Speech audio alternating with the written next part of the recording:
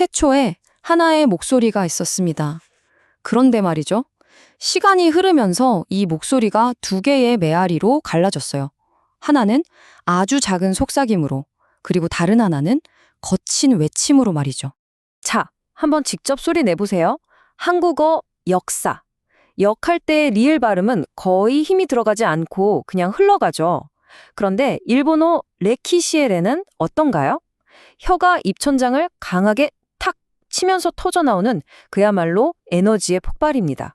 어떻게 같은 뿌리에서 이렇게나 다른 소리가 태어날 수 있었을까요? 이제부터 그 증거를 하나씩 찾아 나서 보죠.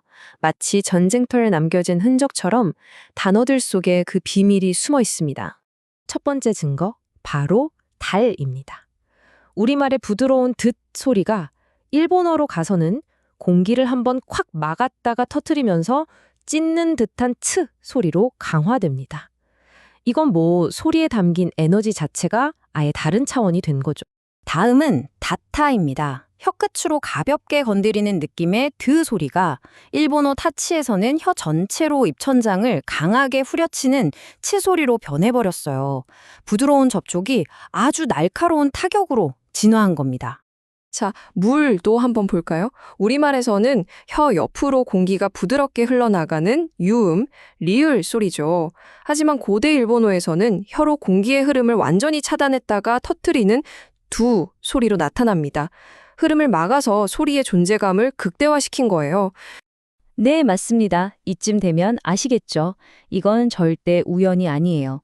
이건 소리가 살아남기 위해 스스로를 바꾸고 변형시킨 하나의 완벽한 암호체계인 겁니다.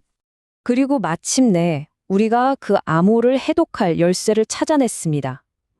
그 이름은 바로 1436 소리 지도입니다. 바로 이겁니다. 이 지도가 모든 걸 설명해 줍니다. 훈민정음의 원리를 재해석해서 모든 소리가 어떻게 태어나고 또 어떻게 변해가는지를 예측하는 일종의 설계도라고 할 수 있죠. 그리고 이 지도를 움직이는 두 개의 거대한 축, 두 개의 힘이 있습니다. 첫 번째, 가로축. 이건 소리가 만들어지는 위치를 나타냅니다. 가장 바깥쪽인 입술에서부터 혀를 지나 목구멍 가장 깊은 곳까지 소리의 여정이 시작되는 지점이죠. 그리고 두 번째, 세로축. 이게 바로 모든 변화를 이끄는 핵심, 조음 에너지입니다. 아래쪽은 물처럼 부드럽게 흘러가는 소리, 위로 올라갈수록 모든 걸 뚫어버리는 단단한 충격의 소리가 배치됩니다. 자, 그럼 이 지도가 실제로 어떻게 작동하는지 이 에너지의 법칙을 통해서 한번 확인해 보겠습니다. 모든 언어는요, 결국 환경에 적응하며 진화합니다. 왼쪽처럼 거친 파도 소리나 시끄러운 전장 속에서는 생존을 위해 소리를 더 날카롭고 단단하게 만들어야만 했어요. 하지만 오른쪽처럼 조용하고 안정된 공동체 안에서는 굳이 그럴 필요가 없었죠. 소통의 효율을 위해 힘을 빼는 쪽을 택한 겁니다. 바로 여기서 두 가지 법칙이 탄생합니다. 첫째는 강화. 생존을 위해서 소리의 에너지를 꽉 응축시켜서 강철처럼 단단하게 만드는 법칙. 그리고 둘째는 약화.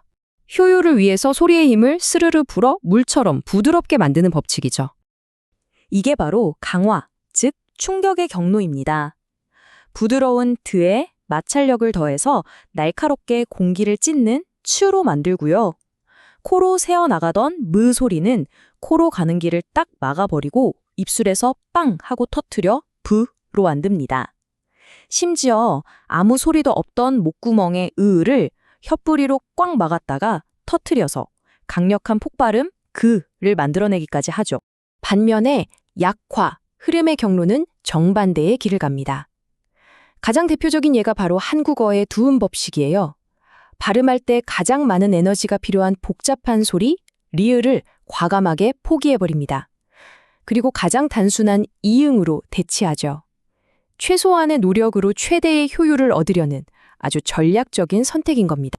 이 소리의 선택은 단순히 발음하기 편하고 안 편하고의 문제가 아닙니다. 이건 두 문화가 각자 어떤 길을 걸어왔는지를 보여주는 일종의 문화적 암호라고 할 수 있습니다. 결국 이 두 갈래의 길이 두 문화의 운명을 갈라놓았습니다. 일본은 시끄러운 바다 위에서 단 하나의 정보 오류도 없이 소통하기 위해 소리를 단단하게 벼리고 보존하는 정밀함의 길을 걸었습니다. 반면에 한국은 아주 긴밀한 공동체 안에서 굳이 모든 소리를 다 낼 필요 없이 맥락을 통해 빠르게 소통하기 위해 소리의 힘을 빼고 속도를 높이는 유연함의 길을 택한 거죠. 정리하자면 이렇습니다. 한 언어는 전쟁터를 대비하기 위해 소리를 단단히 벼렸고 다른 언어는 공동체의 효율을 위해 그 소리를 부드럽게 풀었습니다. 분명 하나의 뿌리에서 시작됐지만 결국 완전히 다른 두 개의 길이 된 겁니다. 마지막으로 여러분께 질문 하나를 던지겠습니다. 만약 언어가 그 민족의 생존을 위해 만들어진 하나의 무기라면 지금 여러분이 쓰고 있는 우리말은 과연 무엇을 위해 또 어떻게 설계된 무기라고 생각하십니까?